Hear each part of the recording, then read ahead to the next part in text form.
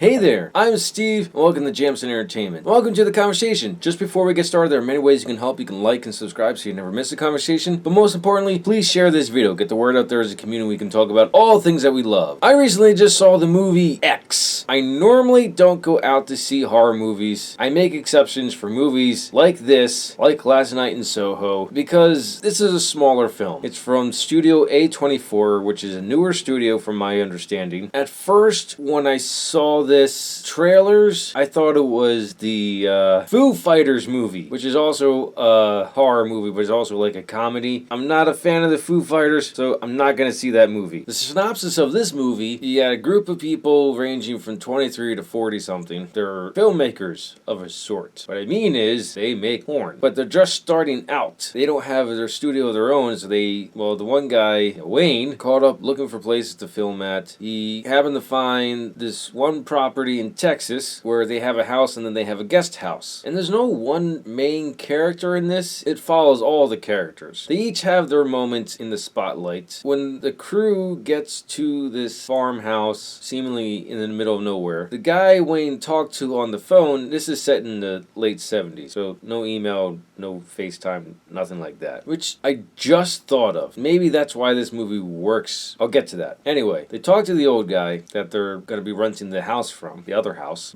but he doesn't remember taking a phone call like that, so he holds Wayne at gunpoint, and Wayne's like, hey, remember, we spoke on the phone, you said I could rent your house, and I was like, oh yeah, I remember you, and then they get to the house, it's like, I don't remember you mentioning anyone else, because he brought 5 people with him. And Wayne assures him, you won't even know that we're here. And then they get to filming. Just leave it at that. In the middle of filming, not all the people that went to this farmhouse are participating in that at the moment. Maxine, another one of the characters, goes off and just kind of explores. So when she leaves the house, she sees an old woman, the wife of the old guy. I don't think they were given names. The old woman beckons her to the house and something not right about her. The woman talks to Maxine about how she used to be as beautiful as she and tells her that it doesn't last. Cherish it for as long as you possibly can. She kind of touches Maxine in almost familiar way, which startles Maxine, rightfully. She leaves the house confused and scared. Then, you know what? I'm just gonna leave it there. I don't want to go any more details. This movie is great. I love the simplicity of it. It's what makes it so eerie. Okay, now back to the point of that this is in the late 70s. Setting your horror movie in a time before cell phones and everything like that makes it creepier because of access. You have far less access in, let's say, the 80s and back. Where you put them, normally put them in a fairly remote area, helps. They are helpless.